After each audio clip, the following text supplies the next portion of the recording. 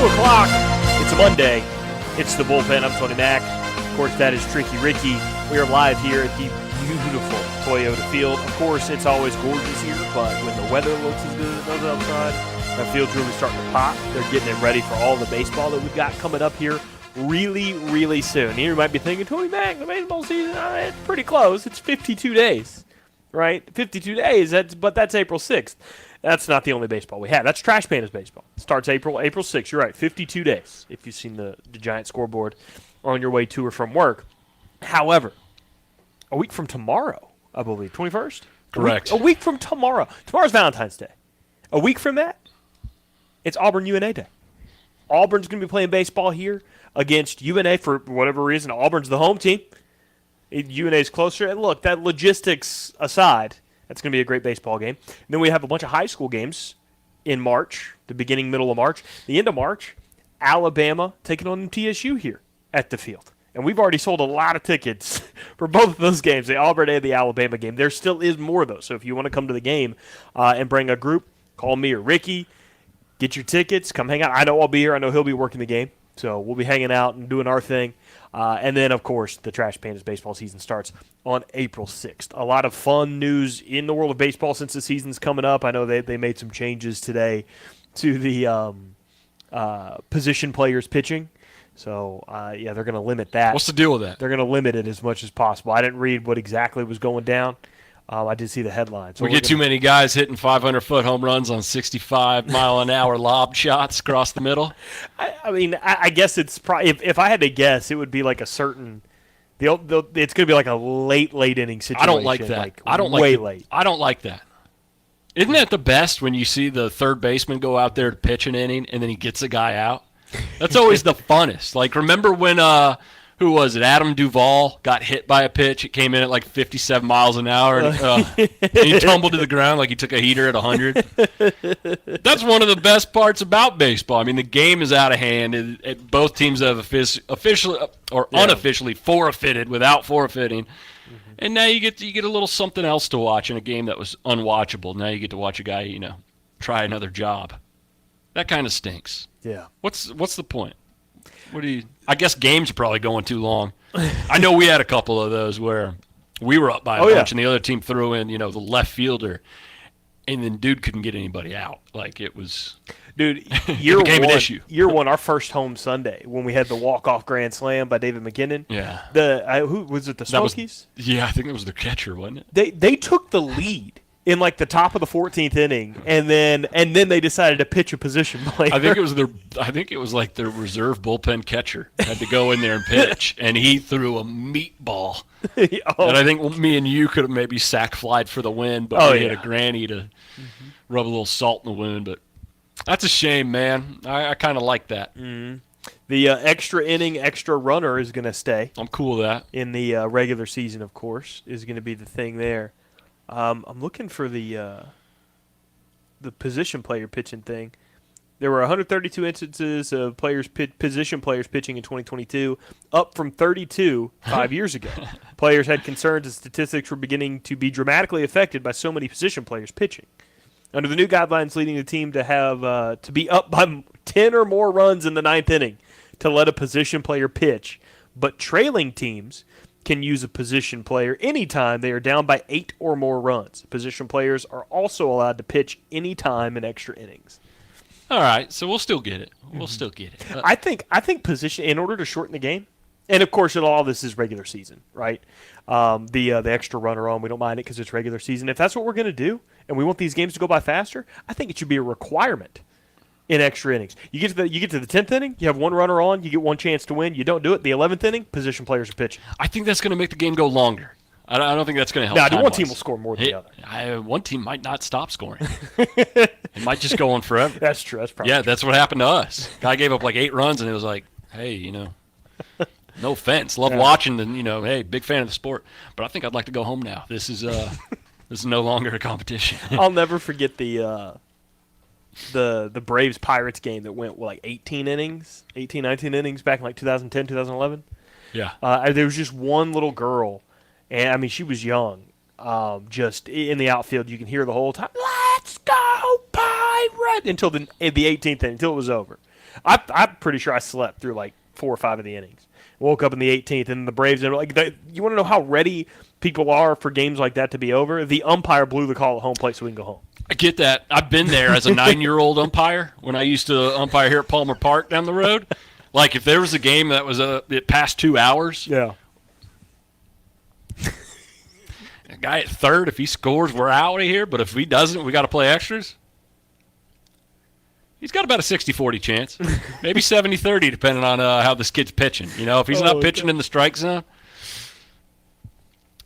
Bud, you better throw a dart when you're trying to get this kid out, because I'm going to make an excuse to get us out of here. And I can outrun the parents. I was like 16 at the time. I get it.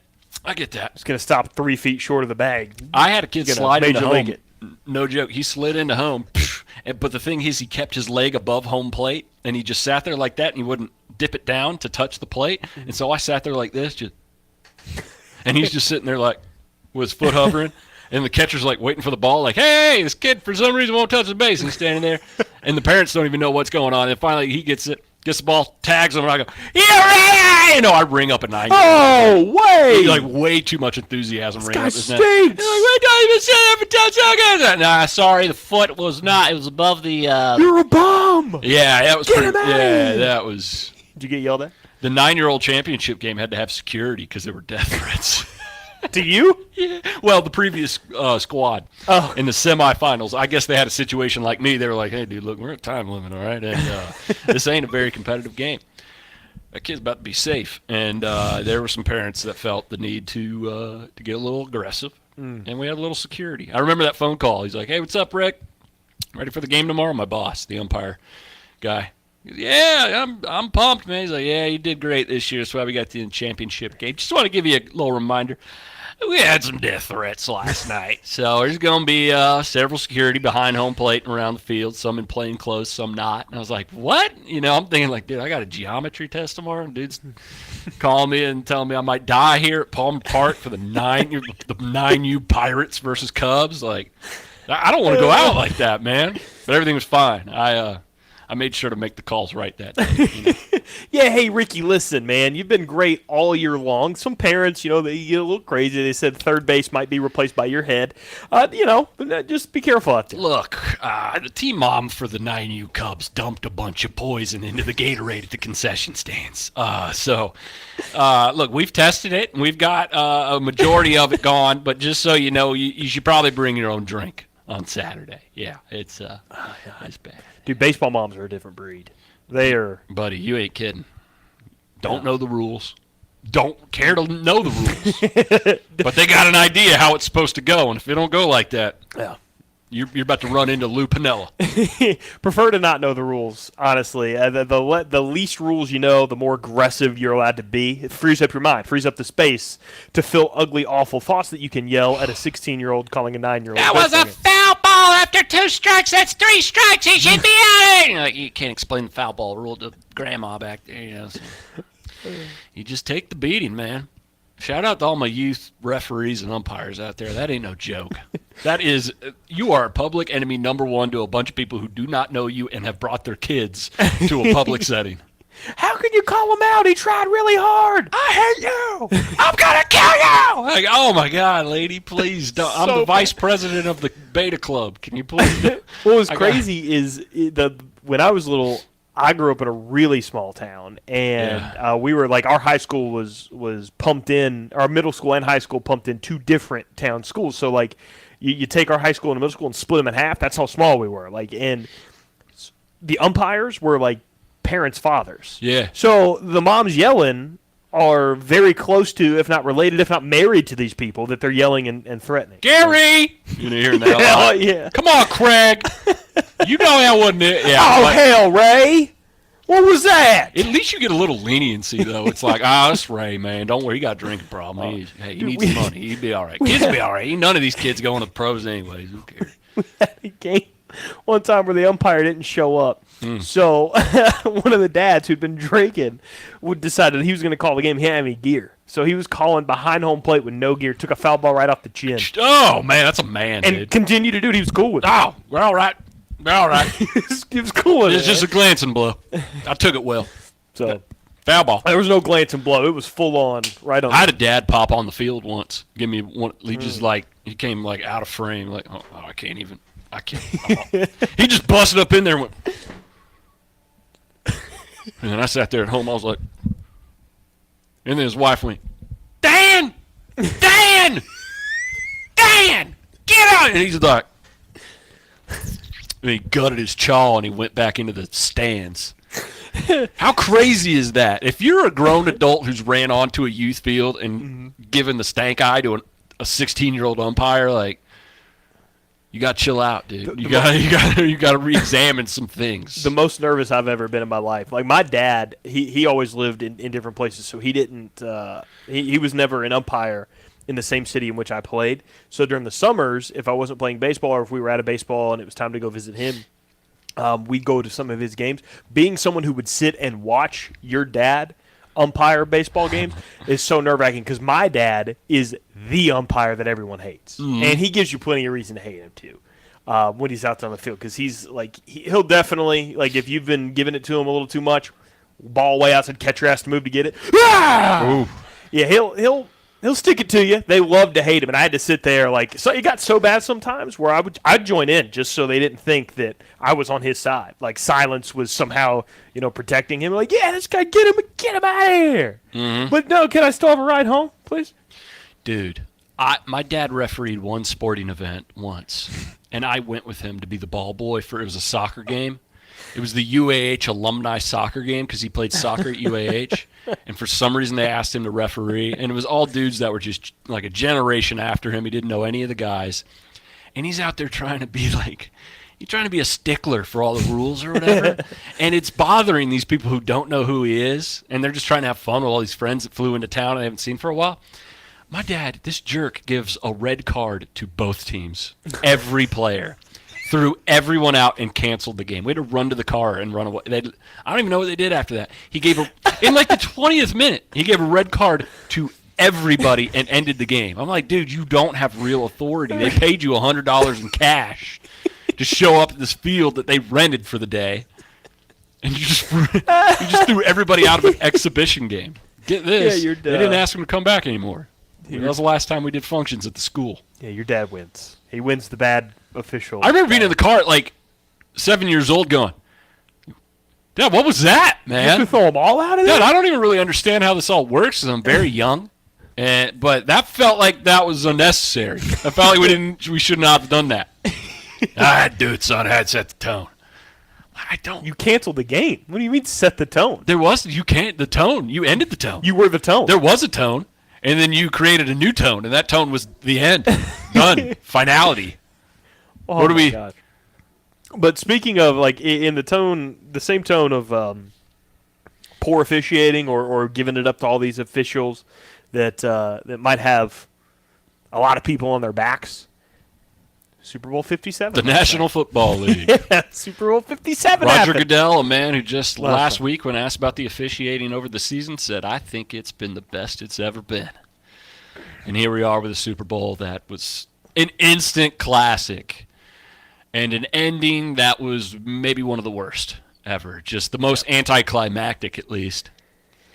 And I have a feeling we're going to argue about this. Yeah? Yeah, probably. I like when we get to scrap it verbally in here. What was your feeling? Here's the problem I have. Because...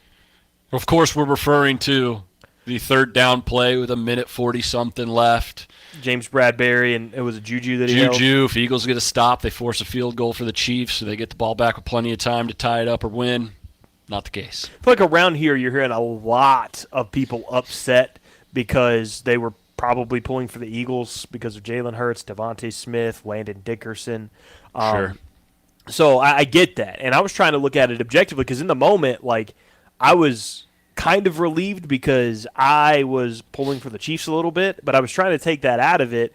And even taking that aside, watching James Bradbury on the play when he broke in real time, it looked like he grabbed him. It was a hold. However, so I agree that the official got it right. I think the official got the it was, at least when you go and look at it, technically speaking, you can say that, hey, there was a penalty there. It wasn't just like a made-up call. However, someone who really wanted to see Jalen, the drama that they robbed from us at the end of that game, Jalen getting another chance to go down the field and see if he could tie it, see if they could win the Super Bowl, was really looking forward to it. That was taken away. So I was really bummed that they did call it. I understand that there's a side of people, I heard it on the radio this morning, they're like, well, if you're not going to, I mean, when would you call it? I mean, you have to call it. But if they weren't calling it all game, if they set the tone early that they were going to let him play, you got to let him play. Yeah, right. And it wasn't egregious when you go and look at it. Not He at didn't all. there was no jersey, left behind when he made his break. But James Bradbury did admit to it after the game. He said, look, I was hoping they let it go, but I held him. I held him. I'm not mad because they called a penalty that technically speaking was a penalty. I'm mad just because there was drama still to be had there. A really great game that could have really come down to the last minute 48 if they had just done what they had been doing the entire game. I don't think anybody would have been mad. No one saw that play until the flag came out and went, "Hey!" because it was very minuscule. You've seen a play like that get called. You've seen a play like that not get called. So, I get it both ways. I'm with you. I mean, technically speaking, yeah, that could be a flag. If it wasn't out there, nobody would have had a problem. But it's just the timing, man. God, it's such a good game. Two well-matched teams. Battle back and forth. Eagles have it early. Chiefs come back. Then the Eagles have a chance to tie it up or win the thing. And what do we get instead? Some kneel downs right before a chip shot field goal. That was always such a the bummer. best. When you're in a Super Bowl. That which stinks, man. Jalen Hurts had a hell of a game. Eagles played amazing. Devontae Smith was big. Dallas Goedert was big. A.J. Brown, the man who I'm watching it. Every time I see A.J. Brown succeed, I go, oh, the poor Titans. Why? What were you doing, Tennessee? Why did you self-destruct your entire franchise after a 1 seed in the AFC playoffs when the AFC has just never been more competitive than it is now? And you do that. But did you see Nick Sirianni during the national anthem? oh, man, he looked like No Sean Moreno that one time he cried in like 9 different I've never seen that much liquid in a man's eyeball while he's crying. That was every Titans fan watching A.J. Brown thrive Dude. in the Super Bowl. I bet that's got to hurt so bad. It did, man. Again, that like guy's a beast. I try to separate him and Treylon Burks. I hate that kind of pressure was put on Treylon because I love Treylon. But I told you, like, why trade for a prospect? Like, when it happened, I try to separate it because Treylon's now a Titan, and I'm going to pull for the guy. And I think he's going to be a good receiver, but why trade for a prospect when you have the sure thing? And A.J. Brown had proven time and time again that he was the sure thing. So I didn't like having to get rid of A.J. Brown. And A.J. Brown and Treylon were a good comparison for Treylon Burks in the draft, and I kept making that comparison. Never in my life did I think that the Titans were going to give up the A.J. Brown to get Treylon Burks. I didn't mean to bring up bad memories. I'm sorry. No, it's okay. That's not what we're talking about. Yeah. But was the Hail Mary at the end of the game maybe the worst in the history of football? Yeah, well, it was, and It was pretty bad. I refrained from saying anything I made it about even worse, the ending. You're like, dude, maybe we'll get a Hail Mary, man. Hey, ball don't lie. Ball don't lie. Let's see. Oh. Nope. It's over. Nope. So the question I had, because I didn't want to make fun of Jalen because he'd had shoulder issues, was it his throwing arm that he'd had shoulder issues on? I don't know. I hope it was so, 25 yards short. I mean, 'cause that was bad. if you can play in the Super Bowl, I don't think the shoulder was the issue. I mean, he's never been a long ball guy. He's never been known for his arm strength. So, And I don't think you mean that he was 25 yards short of the end zone. He was 25 yards short of every player that he was intentionally throwing it to. It was. I mean, he had his work cut out for him. It wasn't going to happen. I mean, they probably would have had a better chance if they did the old lateral hope for their, I half expected him to turn to an official like, what, the bounce pass isn't allowed anymore? I thought this was America. He tried it, man. He'd been better off just running and trying some Jalen Hurts magic. But focus on the good that came out of the game for Jalen Hurts, dude. I mean, similar fashion to what happened to him at Alabama as a freshman. The last time he touched the ball, he tied the Super Bowl. He did it by setting a record for the most rushing touchdowns ever by a quarterback in the Super Bowl. He also tied the record for most rushing touchdowns, period, in a Super Bowl. And then he also had rushed for that 2-point conversion as well. So he ran into the end zone 4 times and then also had a touchdown pass on top of that. He had an amazing game. Devontae Smith had 100 yards receiving in that game. Nick Bolton for the Chiefs returned that fumble for a touchdown. Big. Kadarius Toney had the longest punt return ever in a Super Bowl, and he was a few yards short of the first ever punt return in a Super Bowl. The SEC showed out in the Super Bowl, minus one player. Aaron Siposs, Who? the punter, that line drive it to Kadarius Toney, played at Auburn. So it was rough for him, but it was great for Kadarius Toney. That was huge, and that brings me back to so you want to talk about the officiating part of it. That was bad. Let's go back to where the game was really turned on its head, where it made a big difference given how the second half turned out. It's 14-7, and given what we know, what happened the rest of the half, the Eagles ended up scoring 10 more points anyway. The Eagles could not be stopped in the first half. They went into the half up 24-14. It could have been 24-7, possibly more than 24-7, had two back-to-back plays not gone the way that they did. You had, was it Jordan Mailata that got called for the false start on 4th and 1? Yep. And then Jalen Hurts fumbled the snap, and it was picked up and returned for a touchdown. Those were the two that if you want to put it on, what did the team do? Because people were so confused. Patrick Mahomes didn't even throw for 200 yards in this game. Yeah. I mean, and the Eagles outgained him. So where did it go wrong? Well, your defense couldn't stop him in the second half. And then in the first half, when you could have continued to put the pressure on, you still had a 10-point lead at halftime. Could have been a lot more had Jalen not slipped up and fumbled the ball, and maybe it doesn't get to that if Mailata doesn't false start. And I'm glad they called that, too, because the entire Chiefs defense was sitting there there wouldn't have been a play. They were like, oh! Yeah. And if you're the Eagles, you got to be punching yourself, too, because it's that rugby scrum QB sneak. It's the most effective QB sneak I've ever seen in my life. It's like with military precision the way they get 2 yards when they only need one. That thing is amazing. And remember when Devontae stepped out at the 1-yard line? Yeah. It looked like they were at the 3-yard line because it looked like a really long yard, and they ran a sneak anyway. That you're right. That's how good they are at The it. thing is lethal, dude. And Jalen Hurts, too, a guy that's usually so good with the football as far as keeping it and not doing anything crazy. An uncharacteristic turnover by him. Yeah. And that changed everything, man, because the Eagles still, even after that touchdown, were in control of that game, I'd say, for the majority. I mean, they had a 2-1 time of possession on the Eagles in the first half. Jalen Hurts has got to be one of the most impressive athletes in all of sports for me. I mean, to see where that dude has come, especially as an Alabama fan, I've watched so much of this guy's career. And to see him from a freshman when he was really just a runner and a first read guy with all state wide receivers at every single position who would all become All-Americans and then first-round draft picks.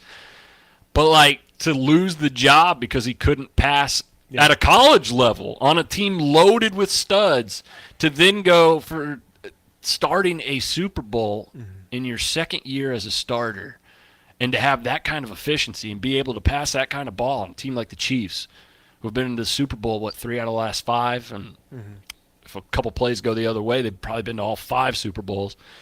Just I never continue to stop being amazed by Jalen Hurts and his composure and just everything, man. I don't want to take anything away from his athleticism and how good of an athlete he is because I agree. But the thing that impresses me the most about Jalen Hurts is the dude's work ethic. And, I mean, he did get a little help having Tua behind him in college and then being pressed for his job because his athletic ability obviously wasn't even enough on his own team because Tua was clearly a better passer and was able to go in there and take over. But then he goes to the NFL and he doesn't have that kind of pressure behind him. They get rid of Carson Wentz and said we're going to ride with this guy. And he continued to work on it. I mean, look at the last year when he was a starter. He was the starter last year. Coming into this year, how drastically different his passing game was. He doesn't have a Tua Tagovailoa behind him that's threatening to take his job all the time. But Jalen Hurts' work ethic really paid off. And I really hope more kids, they're not going to because money and stuff is now involved even more in the open in college football. But when you do things the right way and you don't just rely on your God-given ability, how good you were in high school because you're 1 in a million in your area, and you go to college and you're like 1 in 100. Then you go to the NFL and you're just one of the guys because you're just another really greatly gifted person. And what's going to separate you is your athletic ability, and not a lot of people do that. Some people are so gifted they don't have to work hard at it. But then you got Murray. people like Jalen Hurts who really puts the work in, and it really makes a difference. I mean, this guy went from 7-9 last year to he didn't even have the almost starting 53. job held down for the Eagles this year. I mean, they're going into the year are they going to give Gardner Minshew a try if Jalen Hurts can't figure it out? I mean, they got They got manhandled by the Buccaneers in the playoffs last year. It was like 31-0 at one point. I can't remember what the final score ended up being. I think they got some garbage touchdowns at the end, but It was so bad. I mean, they weren't even competitive in that game, and in just a year to be a team that's pushing the Kansas City Chiefs and are one call away from winning the Super Bowl, that guy's amazing, man. Yeah, really, really, really awesome. And he's just so strong, too. I mean, that really doesn't get enough talk about the durability and how strong he is. And the fact that he can squat 600 pounds gives you the ability to have the most lethal QB sneak in the league. Like, that's effective, man. There are a lot of teams that can't run a QB sneak because their quarterback just can't get forward. That's not the case with Jalen Hurts. Not man. at all. He's a tank. Dude, I'm glad that the Eagles are so good at running the QB sneak because I was afraid when Brady left that they would kind of go away. Brady kind of kept the quarterback sneak alive for a while. Like QB sneak was dying. Dude, it was. Fourth People and short. didn't use it. Third and short, fourth and short. Teams want to get cute. They want to try to get something misdirection on the outside to catch you off guard so they can get the 1 yard. They don't have the faith that they can pound it up the middle, or they hand it off to the running back and everyone's already there kind of together. Line your dude up under center. Get him the ball and just push the dude forward. Hat on a hat. Right. You know what I mean? I love throwing that phrase out during a football game. I was watching Super Bowl last night. My buddy Nick goes, "Oh, that's just good hat on a hat football." I'm like, "Yeah, hat on hat, baby. Put a hat on a hat." That's exactly what it was. That's exactly what Jalen Hurts in that offense will bring. Hey, that Jalen Hurts right there. He'll put on a hat and he'll put it right up against your hat. It works. It works. Sure does, boy. Dude, and so I'm glad that they're good at running the QB sneak. Keep it alive, man. QB sneak has a place in football. The fullback is pretty much extinct. We can't lose the QB sneak. Yeah. And thank God for Tommy Rees and Nick Saban for bringing back under center at the Alabama Title Town University of Champs. Hopefully there'll be more of that here in the South, here in the state of Alabama. So QB sneak 2024. I've wrote in QB sneak for the president last 2 elections. That's how much I care. I'm going to start doing that. That's exactly what I'm going to start doing. QB sneak, 2 votes in the state of Alabama. We're going to beat an independent. There's going to be a couple of them that get 0 or 1 vote. QB sneak's going to beat them. The QB sneak. QB sneak got an inside route to be the VP. If some tomfoolery happens. So the last part of the portion of the game I wanted to talk about was the fact that once again in a Super Bowl, I think this has happened in all 3 Super Bowls that Patrick Mahomes has been in. He's won 2 of them. They've trailed by double digits. You never count that. They've trailed by double digits in, I'm willing to guess, half of their playoff games they played in. They've trailed by at least double digits at some point in the game. They did it the entire season. They won their first Super Bowl. I don't think they trailed by double digits at all this year. But they got beat like 31-9 a couple years ago by the Bucs. And then last night they trailed 24-14 at halftime. And they came back. And they ended up having an 8-point lead again at one point. You can never count this dude out. And this, I mean, a lot of it had to do late with great play calling to scheme guys open that Andy Reid did. But Patrick Mahomes out there on a bum ankle, didn't throw for 200 yards, still threw for 3 touchdowns, was extremely efficient. I think maybe only had 1 incompletion in the entire second half. After halftime, he's just a guy that at this point is becoming like Tom Brady in the sense that he's starting to get that aura around him that's going to start scaring people. When you step on the field, Patrick Mahomes, you're like, well, his athletic ability is stupid, crazy. He can run around and make stuff happen with his arm, and you kind of pay attention to those things. But now it's getting to the point where he continues to do stuff like this. It's just that aura about him that he always wins no matter what. It becomes less about, well, he runs around like this and makes this play, and it just becomes about the one simple thing that, well, he just keeps winning. It doesn't matter how he keeps winning, and he's going to find a way to do it. It's never going to be this one certain way, and that's what Tom Brady had when he came back against the Falcons, winning 7 Super Bowls, going to Tampa, winning a Super Bowl. It just became less about, well, he's a field general, he does this, he keeps guys around him, and it just became about, well, the dude keeps winning. How does he do it? I don't know how he keeps winning, but you put bums as receivers, he keeps winning. Gronk's his primary target, they keep winning. It's probably their worst team in the last 5 years, wouldn't you say? And they won a Super Bowl. Yeah. And they were one of the top-rated offenses, if not number 1, in all of the NFL. And it, in large part, Andy Reid has a big part of it. Patrick Mahomes is that dude. He's a guy that is just – he's one of the greatest we've ever seen already. He's kind of like – we talked about Aaron Rodgers' athletic ability forever and how he's one of the most talented quarterbacks ever. Patrick Mahomes has that. Now he's got more rings. Yeah, he's got the foundation behind him. Mm-hmm. Oh, man, it is just – he's so good. Every conversation I had with people that were thinking the Eagles were going to win this Super Bowl, when I picked the Chiefs, anytime I would debate with them, I'd always say, you can't kill Mahomes. You can't take that dude out, even when he's down double digits or he's got a bum ankle or whatever. You got the time of possession. You're keeping him off the field. You just can't kill this dude. Mm-hmm. He's got that aura about him. Like, no matter what happens, he will find a way to get it done. And it helps when the refs give you a little juice at the end. I'm not going to say it's a bad call. It's a call. It's a call that could have gone either way. Super Bowl. Didn't love the timing. Wish it would have gone on longer, but I'm not blaming them. But you just can't kill that man, dude.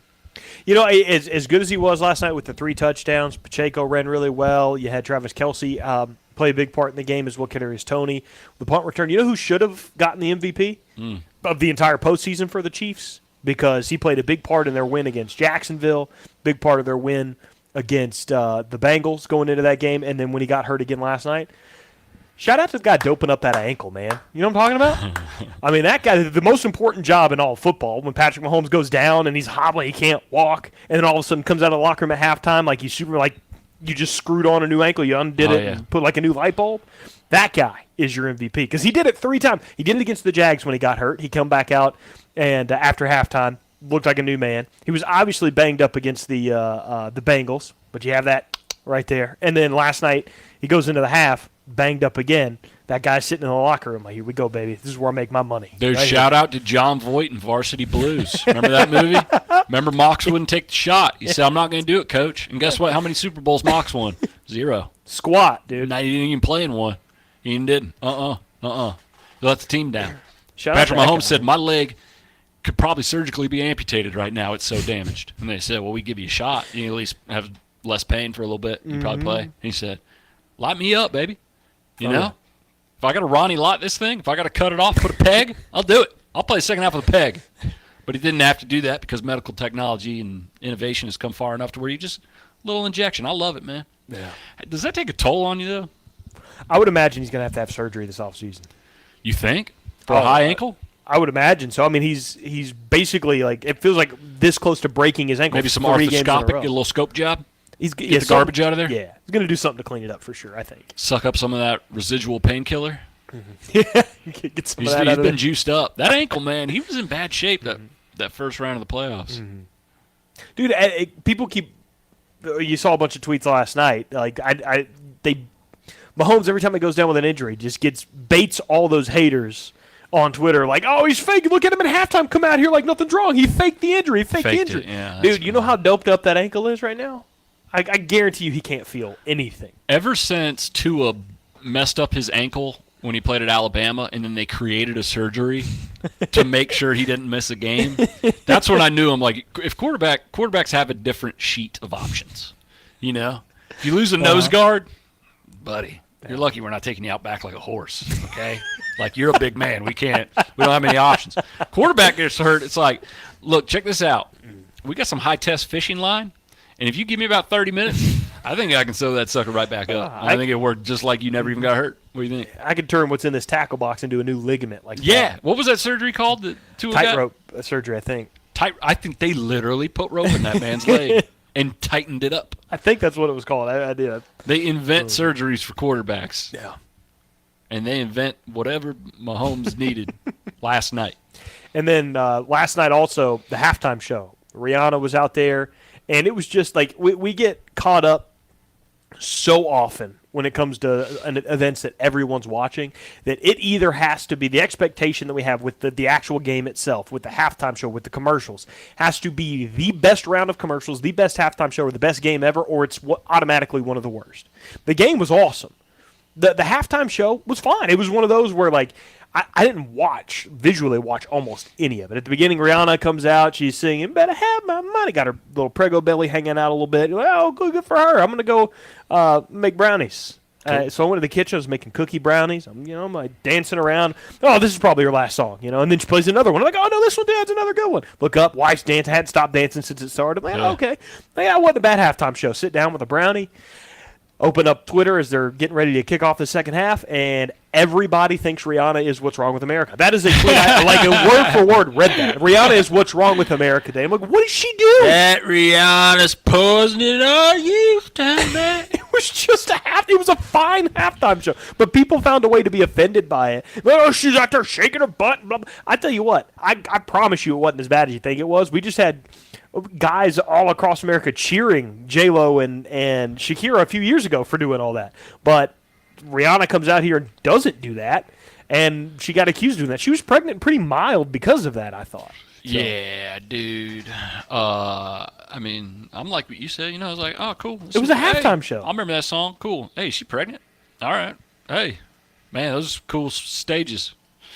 All right. I was just eating wings. I was like eating wings, kind of doing this, going like, all right. Ooh, that was a suggestive move. All right. Yeah. Some more wings. Nom, nom, nom, nom, nom. That's about it. The halftime, there's a formula for the NFL halftime show, and it is there's a window of people who know that musical artist and enjoy those songs. They're going to love it. There's a certain age where you're too old and you don't like the person, and everyone older than you, they're going to go, this is crap. I hate this. This is ruining America. The youth are destroying it, whatever. And then there's also maybe even a small window of people younger than our target demographic who go, I don't even know who this person is. Like, are they on TikTok? What is this? Is that the guy who I'm following? Like, I remember last year with Eminem and Dr. Dre and all that. Like, the youngest generation's like, I don't know who those guys are. Like, what? Dr. Dre? I mean, like me and you were like, hey, those are our guys right there. And then people older than us are like, I don't know who those guys And then Snoop gets up and like, hey, that's the guy that plays Call of Duty professionally. Yeah, right. Hey, that's the guy on the Martha Stewart show. Like, Snoop was, like, oddly enough able to, like, bridge everyone. But, like, everybody else was kind of weird. That's the halftime show, though, man. I mean. Dude, I knew how bad it was going to be just by the national anthem that was saying, right? Because traditionally, like, it's one of two things. It's either, like, you think Whitney Houston had the greatest national anthem ever, and half of the people that think if you think that, then you're just a woke monster. And then there were people that thought Chris Stapleton last night performed the best national anthem ever, and they're racist pieces of garbage. And so when he was out there performing the national anthem, I legitimately, I was enjoying it so much because I love Chris Stapleton. He's got an incredible voice, and he's performing it. And it was what I saw towards the end, because I knew how people react. Nick Sirianni's crying. People are clearly loving this national anthem. Yeah. Fear went through my body. Oh, no. Because as Chris Stapleton is singing this national anthem, I realized I was like, this white guy's doing a really good job. This isn't good. This isn't good. This is not a good thing. A white guy's doing a really good job singing the national anthem. This is so good, it's bad. We're in trouble. This isn't good. People are going to be like, it's up there with Whitney's, and people are like, it's going to start World War III. You don't know nothing about the country. Yeah, it was bad. It's sad when somebody doing regardless of who it is. If it was Whitney Houston doing it, Chris Stapleton doing it, we had an anthem that was so good that I was scared because people were going to start fighting. That's crazy. That's how divided we are. I didn't know you became woke if you liked the Whitney Houston national anthem, and I didn't know you were a racist if you liked the Chris Stapleton, because I think the Whitney Houston one is the best, and I like the Chris Stapleton one, so I guess we're a couple of woke racists. I guess so.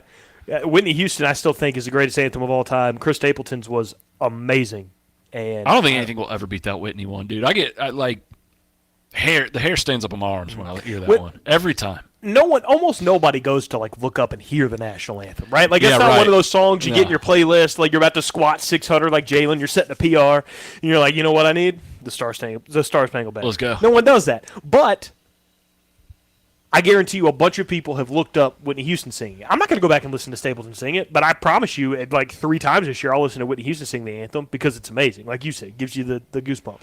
A halftime every year before the Super Bowl, I watch the Prince halftime show because it gives me goosebumps. It's my favorite halftime show ever. But I'm not going to go back and rewatch Rihanna's halftime show. It was fine. It was fine. But I don't think it was a piece of garbage. Yeah, Rihanna, you're a very fine person. Rihanna sang some songs, and then they played some football afterwards. Yeah. The end, man. Don't. I was midway through the show, and I'm going, I'm not going to look at this critically. I'm just going to enjoy it for what it is.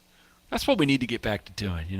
Just enjoy things. I wish we could, dude. I don't want to be scared because someone's doing Yeah. a really good job with the national anthem, like I was last night. You Chris Stapleton was doing so good. I was like, Oh, God. no. Oh, no. Oh, God. Not a good national anthem. Oh, God. Oh, no. We have bread and milk. It's about to get ugly. Things are about to get gross. We have bread and milk. The grocery store's going to be on fire, man. No. All right. Well, Super Bowl. Yeah. Football's over, dude. That sucks. Hey, we got Football's what? over. How many leagues do we have now after the NFL? The USFL's back. I don't care. The at all about XFL is going to be here like next week, and then what do we have? We have the AFL. Arena football's coming back. that. I don't know about that. I don't know. We got 8 days until baseball here at the home of sports, the field that Toyota built, the home of the Pandas. It's crazy, man. I mean, that's what season it is now. You know, weather's looking all right. It's a beautiful day today. It's starting to be baseball weather. Yeah. And so, if you like to do a little war eagle, if you like to roll with the tide a little bit, we're going to treat both bases. Roar with the Lions. If you like to roar with the Lions, or if you like to go to the state of Tennessee and hang around the middle portion of it. Raid with the Blue Raiders? I didn't know what their mascot was, but if you like hanging around the middle section of states, particularly Tennessee, then we got the events for you, man. It's NCAA baseball, and it's coming to Toyota Field. TrashPandasBaseball.com. Get your tickets now. We got all your favorite teams. You got no excuse. And then after that, in 52 days, exactly, America's team, the Pandas, Pandamania, So going to be running wild all over Toyota Field. The last Not 18 gonna rip minutes, that we're going to shirt. step away and make this about you guys and read some of our comments. And then I got a couple of personal stories from the week that I thought you'd find amusing. Let's do it. Anyway, because I was at home with my kid all week last week. But first over here, Robert says baseball's back. Canadian Football League will be starting soon. He also said Rihanna didn't really shake anything or whatever, just saying. I wasn't. No, she wasn't making real quick movements due to the baby. But it was just, I got in my car for an hour for lunch Yeah. to go grab some food and come back. And I was trying to hear a little bit of sports. Uh-huh. And I flipped on to one sports station, and they now have a political show in the 12 to 2 time slot. Sweet. So, okay, I can't listen to this one. So I flip over to the other sports station, and the host is yelling and screaming about how offensive Rihanna's halftime show was. I'm like, what do we get? Can we just – the game was good. Can we talk about the game? I mean, the Kelsey brothers were pretty cool. That was awesome. But no, we're talking about how offensive that was. Ethan says, Tony's on Twitter too much, to be honest. Maybe. You posting a lot? No, I do scroll a lot. I post every now Trying and to be one of those influencers? No. I post sometimes. I scroll more than anything. So. Trying to be a voice of sports around the net. It'd be nice to be a voice of sports You get around some here. good. You get a hit every once in a while. Yeah. I'll never get anything. I don't ever send anything really. It'd be nice to be the voice of sports around here. You know what I mean? Or just entertainment, man. Nothing That's what wrong we're with trying that, to man. do. Hey. Sports is our main source of entertainment, so we talk about that a lot. Hey, don't get us wrong on the Rihanna show. All right, we are by no means offended. No, at all. We No. do not care about most things enough to be like offended by dancing or music. Here's another comment. This is the one I wanted to get to Okay. here. So I guess a buddy of mine happened to catch the picture on Twitter that Lucas put up to say that we're on. Uh-huh. And I'm curious, anybody listening, have you ever thought this? Because this is the first time I've ever heard this. He says, Antonio, how often do you and Ricky get told that you look like brothers? Do we? I told him, I said my response was, not once ever, actually. Not one time. Have we ever been told that we look like brothers? And he says, wow, because I think y'all easily could pass for being related. Well, I mean, I've seen your Ancestry.com thing, and there's a good chance you're related to a lot of people. That's very true. You know? Yeah, my ancestors did not discriminate at all. They were all inclusive, baby. My ancestors loved everybody. I really don't even know scientifically how it's possible to be related to that many different nationalities. It's unbelievable. Dude, my wife and everybody I know, we did this a couple of years ago. The Ancestry DNA, around the holidays, it's a little cheaper. So it's a nice, you get a little discount to get as a gift, ask for it as a gift. And my wife and I did it for each other because a buddy of mine had done it the year before, and he had like 5 or 6 things. And my wife had like 5 or 6 things. And apparently that's the norm to have, like 4 or 5 fun things to scroll through. Yeah. Dude, mine has a page 2. Dude, you had like 35. Mine has a, hey, subscribe to continue viewing the rest of you. I had like legitimately like 18 or 19 different things. Your ancestors were explorers. It's Because insane. I've never met a dude who's like part Eskimo. He's like partially Nigerian. He's got relatives in Ireland. I think part of his bloodline is Antarctic. Dude, it's insane. It's a lot. It's quite a bit, dude. I've got like... And the fact that we're told we look like brothers, I think maybe we're just both bland, nothing that we have no... I got a couple of... culture is so split among all different groups. We're just bland nothing faces. There's a couple of like indigenous type things. They don't in even there have too. names for some of the group.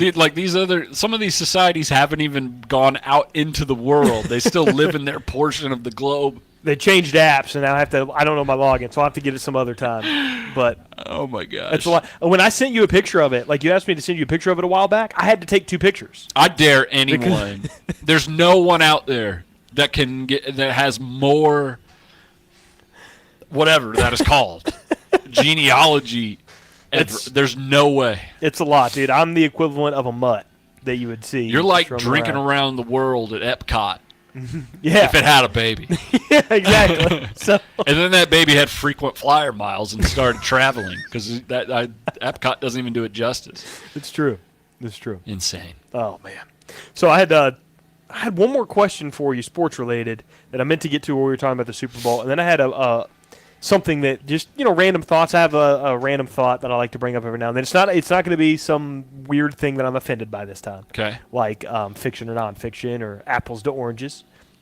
But I have to ask you, in sports, are Travis Kelce and Jason Kelce the best brother duo ever in the NFL? No, and I'm so tired of hearing about the Kelce brothers. I'm curious because Travis Kelce is going to go down as a top 2 tight end of all. He's already a top 2 tight end. He's pushing Gronk. It's his postseason accolades that help. He passed Gronk yesterday, and I think last night made it 3 less games that he's played in the postseason. Yeah.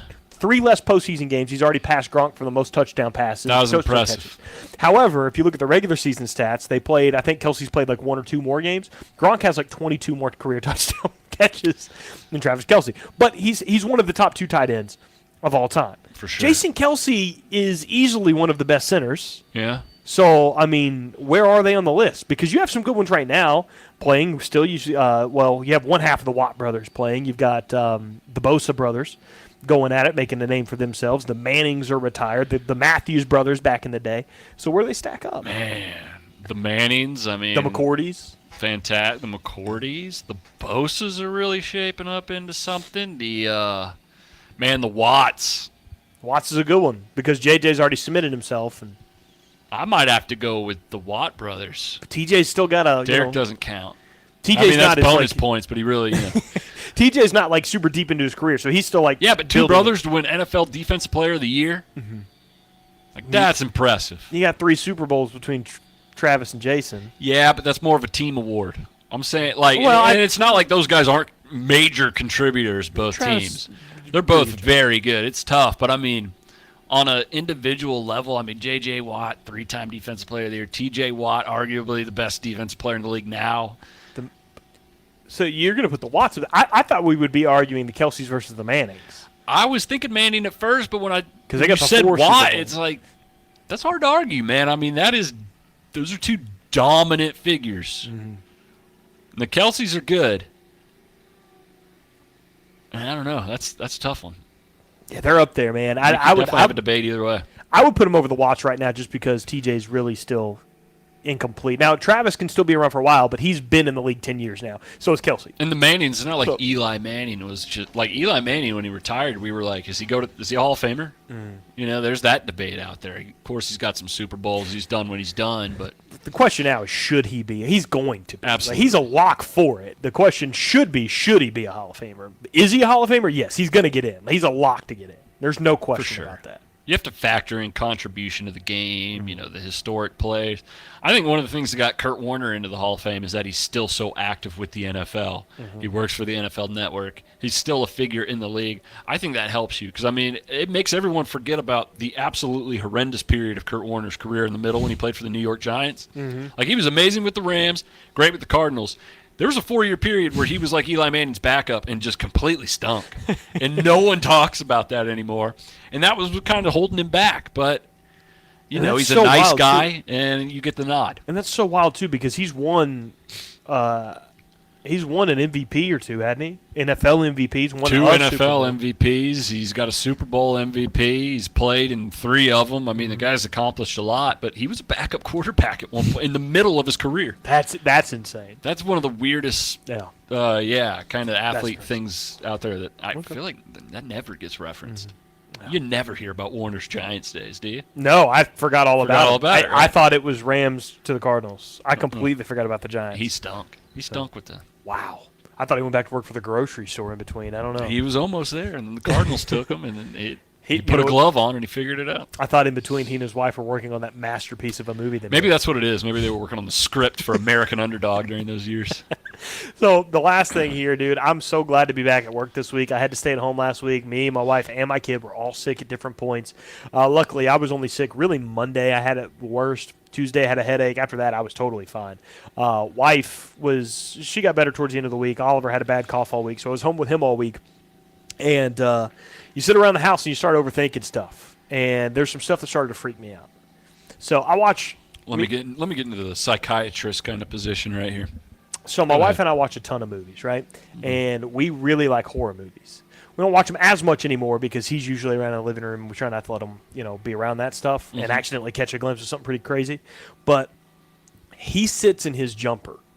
We already have, for whatever reason, the light bulbs in our bathroom constantly go out, the ones over the mirror. And when they go out, they flicker. And they'll flicker and then come on.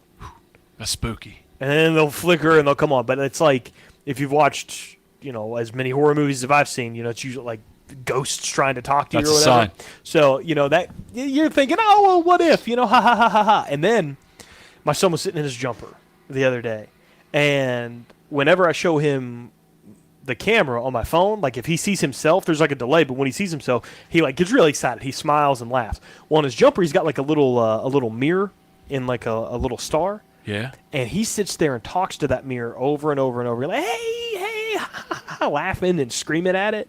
And I just had this it scared the hell out of me. This is how I know I've been there too long. Yeah. For 2 weeks, I was afraid to look into that mirror while he was looking at himself because I was afraid that his reflection was going to be making a completely different face. It's going to have a demon face. Yeah, not that. Well, just like he was laughing, I was afraid that his reflection would go.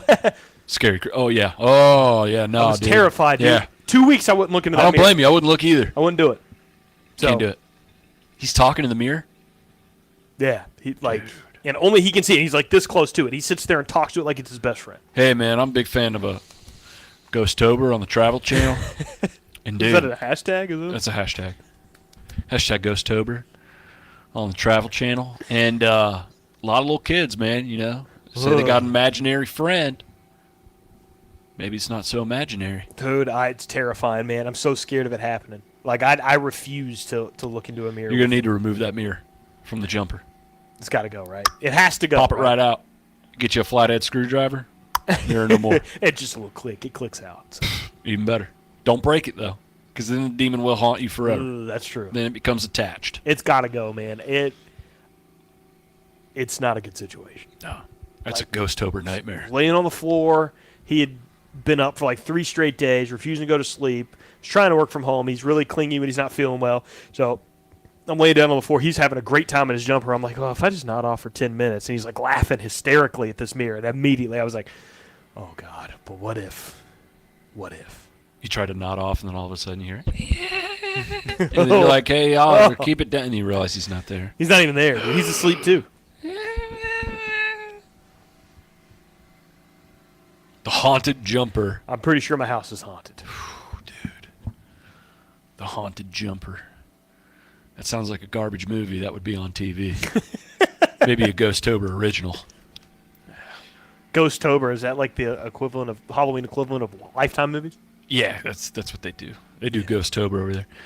Dude, I got about 5 more minutes. So I got to hit the road and deliver a pandagram. So what do you say we wrap this thing? Man, I've spent all day delivering pandagrams to all the beautiful, lovely couples in the area, or anyone just buying a Pentagram for a friend or anybody who you feel like they deserve some love today and tomorrow. We delivered like 7 or 8 today randomly around town. Got another one now. We went into some doctor's offices, some dentist's office, some people's houses. Walked into one by accident before the people were there. It was cool. You walk around with a 6-foot raccoon, people they disarm. They go, all right, well, if they're here to rob me, they brought a very clunky person with them. So It was that cool. helps. Went to some apartments, went into very deep into a hospital, took some photos. It was fun, met a lot of people. And we got another one coming up. So Pandagrams, man, I got to go hit the road. I don't know where I'm even going, so I might see you if you're watching this, but odds are probably not. We're all packed out on Pandagrams, though, but for next year, remember this, Valentine's Day, you want me, you want Sprocket, show up at your lady's place of work or home or whatever and bring them some flowers and some candy and stuff like that. If you want us to do all the work because you forgot to do it for Valentine's Day, well, here we are, Coming up We'll do on it for you. Wednesday, if you didn't miss, or if you're still interested in hearing Ricky and I talk for an hour, join us on Wednesday. We're going to talk a little more Texas and Oklahoma joining the Big 12 officially now in 2024. SEC, We'll talk. What'd I say? That's the Big 12. Big 12. No, they're It's leaving all the right. Big 12. Old habits die hard. They're leaving the Big 12. We've got Alabama and Tennessee playing on Wednesday in basketball. It's going to be a top 10 matchup. Massive game. Tennessee's last 2 games have been lost at the buzzer. Alabama just won at Auburn this past weekend. Alabama's now number 1 for the first time in 20 years, so we'll discuss that a little on Wednesday as well. Championship school. And so much more coming up. Don't forget to check us out on Twitter at Tony Trash Panda, at Tricky Ricky RCTP. I'll cut up some of these clips, put them out there on the internet here in just a little bit. And we did, the last little pour went out for the homie before we go. We lost a big one over the weekend. Maybe it was late last week. What happened? I solely know this guy. Like, this guy's entire existence is meaningful to me from like one 3-minute clip in an Austin Powers movie. Ladies and gentlemen, we lost Burt Bacharach. What the world needs now is love, sweet love. It's the only thing that there's just too little love. God dang it, we lost Burt Bacharach. We lost Burt, dude.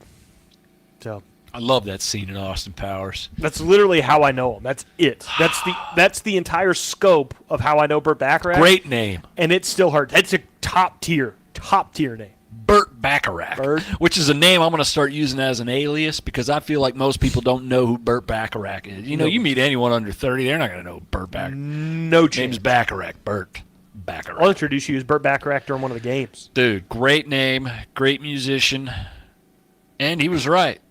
It's the only thing that there's just too little of. But thankfully, due to the Rocket City Trash Pandas Pandagrams, we're trying to help that cause, Burt. This next one's for you, brother! Dang it, man. Ladies and Burt, gentlemen, hell of a musician. I direct your attention to the field, the first base dugout. It's time for the merchandise item of the game. Let's go down to Burt Bacharach. Ah, if only. I'll do it. I I'll get you unofficially one this week. dedicate the whole season to him. All right. We'll talk to you Wednesday, same time, 2 to 3. I'm Tony Mack. That's Tricky Ricky. It's been the Bullpen. See you then. Pop some bubbly, folks. Kiss your loved ones. We love you, Burt.